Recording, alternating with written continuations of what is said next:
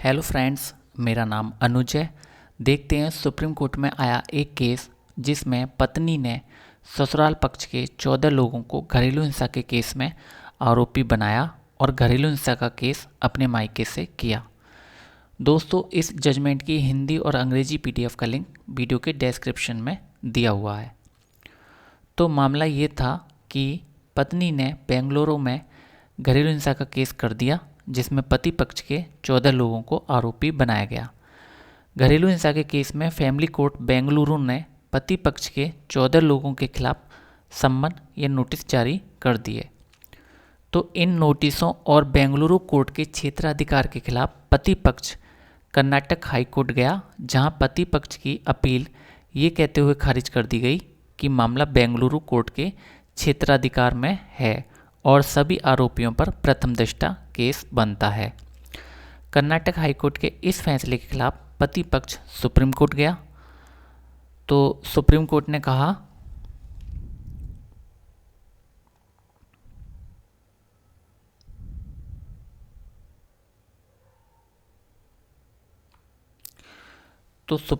कहा point number 1 कि notice या सम्मन जारी करने से पहले अदालत को प्रथम दृष्टया संतुष्ट होना चाहिए कि घरेलू हिंसा की घटनाएं हुई हैं या नहीं। पॉइंट नंबर 2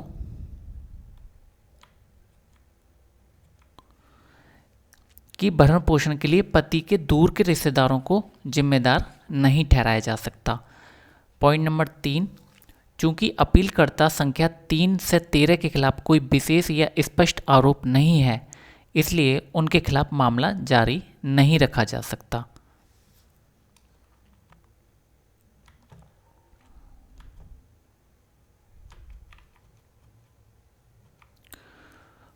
पॉइंट नंबर 4 कि पत्नी बेंगलुरु कोर्ट की सीमा के भीतर रह रही है, तो घरेलू हिंसा की धारा 27(1)(a) के तहत बेंगलुरु कोर्ट को इस मामले की सुनवाई करने का क्षेत्राधिकार है।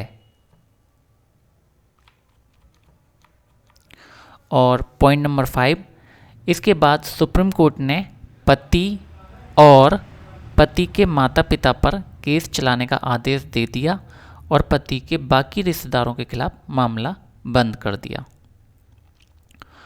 तो दोस्तों, इसमें जो निष्कर्ष निकलता है वो ये है। पॉइंट नंबर 1 कि घरेलू हिंसा के केस में अगर कोई आरोपी बनाया जाता है तो ये भी बताना पड़ेगा कि उस आरोपी ने घरेलू हिंसा कैसे और कब की। जैसे यहाँ पर पति और सास ससुर पर यह आरोप था कि उन्होंने पत्नी का स्त्रीधन हड़प लिया और वे पत्नी को संपत्ति खरीदवाने के लिए प्रताड़ित करते थे, परंतु अन्य रिश्तेदारों पर ऐसा कोई आरोप नहीं था। पॉइंट नंबर 2 पत्नी किसी भी जगह से घरेलू हिंसा का केस कर सकती है, भले ही उस जगह वो कुछ ही दिनों से रह रही हो या उस जगह कुछ काम कर रही हो। तो फ्रेंड्स, इस जजमेंट से आपके दिमाग में ये सवाल आ रहा होगा कि पत्नी के वकील ने नाम तो 14 लिखवाए, परंतु पति और सास ससुर के अलावा बाकी रिश्तेदारों पर कोई आरोप क्यों नहीं लगाया। अब आप ये सोच रहे होंगे कि वकील उल्लू है, लेकिन दोस्तों, वकील उल्लू नहीं बल्कि धूर्त है। उसे 2 बातें अच्छी तरह से पता है। पहली बात कि जितना ज़्यादा झूठ बोला जाएगा उतना ही ज़्यादा चांस हैं झूठ पकड़े जाने के। दूसरी बात कि उसे पता है कि जज ने महिलावाद या फेमिनिज्म का चश्मा पहन रखा है, इसलिए पति पक्ष को परेशान करने के लिए पति पक्ष के रिश्तेदारों के नाम लिखवा दो, ताकि पति पक्ष इतना परेशान हो जाए कि वो मुंह मांगे रुपए देने के लिए तैयार हो जाए।